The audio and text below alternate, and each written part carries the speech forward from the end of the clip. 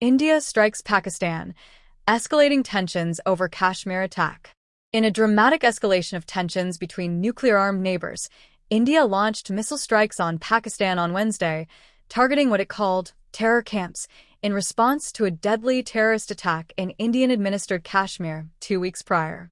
The strikes, which Pakistan condemned as an act of war, have heightened fears of a broader conflict in the volatile region, prompting international calls for restraint.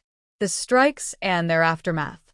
India's military operation, dubbed Operation Sindoor, began at 1:05 a.m. local time and lasted 25 minutes, according to Indian Army officer Colonel Sophia Qureshi. The strikes hit 9 locations across Pakistan's Punjab province and Pakistan-administered Kashmir, targeting what India described as terrorist infrastructure linked to the April 22 attack in Kashmir that killed 26 people, mostly tourists. India's Foreign Secretary Vikram Misri called the strikes measured, proportionate, and responsible, aimed at deterring future attacks based on intelligence, suggesting further threats. Pakistan reported 26 deaths and 46 injuries, including civilians, with strikes hitting 6 sites and along the line of control, LOC, the de facto border dividing Kashmir. Among the casualties were 10 family members of Maulana Masood Azhar, leader of the UN-listed terrorist group Jaish-e-Mohammed, JEM, including 5 children. Pakistan denied India's claims of targeting terror camps, with Prime Minister Shehbaz Sharif's office accusing India of blatant aggression and rejecting allegations of terrorist activity on its soil. Pakistan's military also claimed to have shot down 5 Indian jets and a drone, a claim India has not yet confirmed. The Kashmir context. The strikes follow a terrorist attack on April 22 in Indian-administered Kashmir, where militants killed 26 people, mostly tourists, in Pahalgam. The attack, which India blames on Pakistan-based militant groups, involved the separation and execution of non-Muslim men in front of their families, an act that fueled India's narrative of cross-border terrorism. Pakistan has denied involvement and offered a credible, transparent, and neutral investigation, which India rejected. Kashmir, a Himalayan region claimed by both nations, has been a flashpoint since the 1947 partition of British India. Split along the loch after a 1972 war, the region remains heavily militarized, with frequent border skirmishes and separatist violence. India's 2019 revocation of Kashmir's autonomous status intensified tensions, and the recent attack shattered claims of restored stability. International reactions and mediation efforts. The international community has urged de-escalation amid fears of a wider conflict. United Nations Secretary-General Antonio Guterres warned that the world cannot afford a military confrontation between the 2 nuclear powers, offering UN mediation.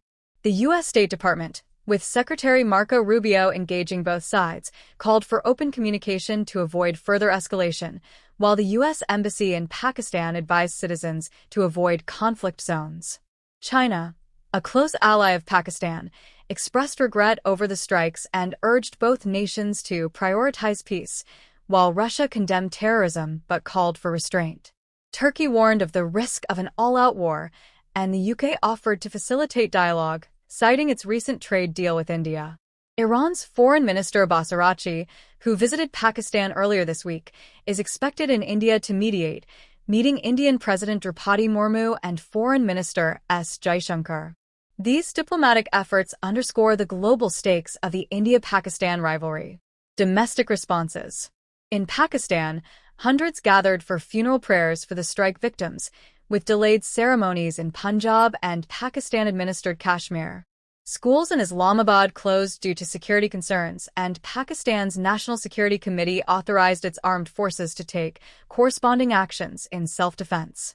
Information Minister Atullah Tarer vowed to hold India accountable, denying the existence of terror camps and emphasizing Pakistan's victimhood in regional terrorism. In India, Prime Minister Narendra Modi chaired a high-level meeting with defense and foreign ministers, signaling resolve. Home Minister Amit Shah praised the armed forces, framing the strikes as a response to the Kashmir attack and a commitment to eradicating terrorism. Nationwide civil defense drills were conducted, with images showing school children taking cover and disaster response teams in action, reflecting heightened preparedness. Regional and global impact. The strikes disrupted regional aviation, with airlines like EVA Air, Korean Air, and Thai Airways rerouting or canceling flights. Pakistan's airspace was nearly empty of commercial traffic, according to Flightradar24.com. Both nations had already suspended visas for each other's nationals after the Kashmir attack, further isolating cross-border ties.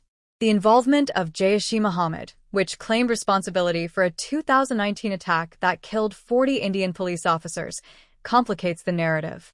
India's claim of targeting terror infrastructure contrasts with Pakistan's insistence on civilian casualties, including at a mosque in Meerut.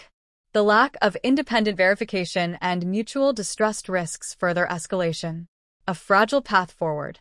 As Pakistan vows retaliation and India defends its actions, the region teeters on the edge of broader conflict.